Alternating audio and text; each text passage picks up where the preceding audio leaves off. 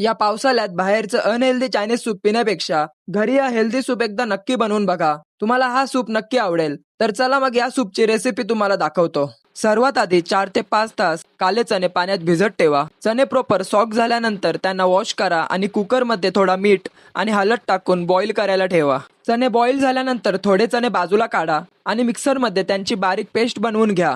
आणि ज्या पाण्यात आपण चणे बॉईल केले होते ते पाणी फेकू नका, कारण आपल्याला पुढे ते यूज करायचं आहे.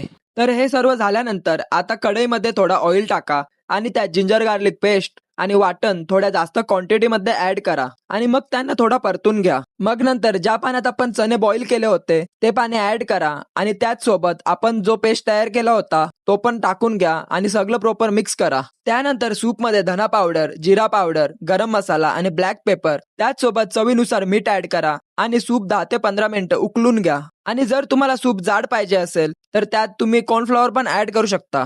तर आपला हेल्दी सूप आता रेडी झालाय. तुम्ही पण हा सूप एकदा ट्राय करून बघा. तुम्हाला पण हा नक्की आवडेल. तर चला मग, रेसिपी चांगली वाटली असेल तर कमेंट करून नक्की सांगा. हा व्हिडिओ येथेच एंड करतो. भेटूया नेक्स्ट व्हिडिओमध्ये.